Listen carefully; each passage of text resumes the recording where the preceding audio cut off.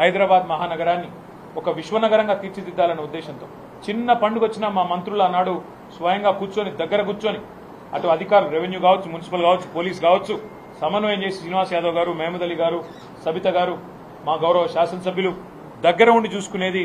చిన్నపాటి నొక్కు కూడా పడకుండా, ఎక్కడ చిన్నపాటి ఇబ్బంది కూడా కాకుండా, ట్రాఫిక్ అంతరాయం కాకుండా, ఫార్ములా రేస్ కావచ్చు, లేదా ఒక గణేష్ నిమజ్జనం కావచ్చు, లేదా మొహర్రం ఊరేగింపు కావచ్చు, బోనాల పండుగ కావచ్చు, ఏదైనా కూడా శాంతియుతంగా చేసాం. చివరికి సినిమాల కోసం జరిగే ప్రీ రిలీజ్ ఈవెంట్లకు కూడా అంత జాగ్రత్తగా ఎక్కడ ఇబ్బంది లేకుండా చేసిన ఘనత మా ప్రభుత్వాన్ని. కానీ ఈరోజు ఏం జరుగుతూ ఉంది హైదరాబాద్లో మీరే చూడండి. నిన్న పాపం జూనియర్ ఎన్టీఆర్ గారి సినిమా ఆయన ఇక్కడ రిలీజ్ ఫంక్షన్ పెట్టుకుంటే దాన్ని కూడా కనీసం నిర్వహించలేని అసమర్థత, గంట్లాంటి పరిస్థితిలోకి ఇలా ఈ నగరం వెళ్ళిపోయింది. ఇంకోవైపు చాలా విచిత్రంగా ట్రాఫిక్ సమస్య నాకంటే బాగా మీకే తెలుసు, నాకంటే ఎక్కువ మీరే తిరుగుతారు. గతంలో ఎట్లా ఉండేది ట్రాఫిక్ మేనేజ్మెంట్, ఇవాళ ఎట్లా ఉండేది అనేది ప్రజలందరికీ తెలుసు. హైదరాబాద్ గంటలు ట్రాఫిక్లో ఇరుక్కొని పోయే పరిస్థితి వచ్చింది. హైదరాబాద్ మహానగరాన్ని ఒక విశ్వనగరంగా తీర్చిదిద్దాలనే ఉద్దేశంతో చిన్న పండుగ వచ్చినా మా మంత్రులు ఆనాడు స్వయంగా కూర్చొని దగ్గర కూర్చొని అటు అధికారులు రెవెన్యూ కావచ్చు, మున్సిపల్ కావచ్చు, పోలీస్ కావచ్చు సమన్వయం చేసి శ్రీనివాస్ యాదవ్ గారు, మహమూద్ అలీ గారు, సబిత గారు, మా గౌరవ శాసనసభ్యులు దగ్గర ఉండి చూసుకునేది.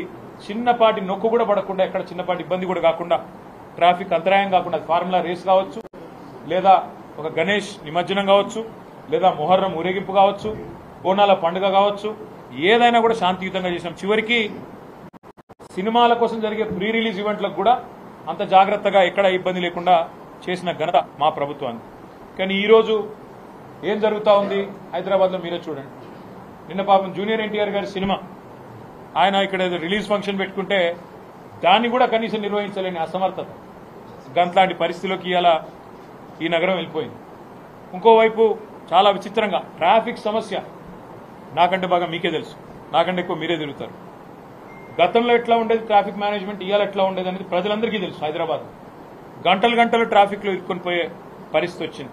హైదరాబాద్ మహానగరాన్ని ఒక విశ్వనగరంగా తీర్చిదిద్దాలనే ఉద్దేశంతో చిన్న పండుగ వచ్చినా మా మంత్రులు ఆనాడు స్వయంగా కూర్చొని దగ్గర కూర్చొని అటు అధికారులు రెవెన్యూ కావచ్చు, మున్సిపల్ కావచ్చు, పోలీస్ కావచ్చు సమన్వయం చేసి శ్రీనివాస్ యాదవ్ గారు, మహమూద్ అలీ గారు, సబిత గారు, మా గౌరవ శాసనసభ్యులు దగ్గర ఉండి చూసుకునేది.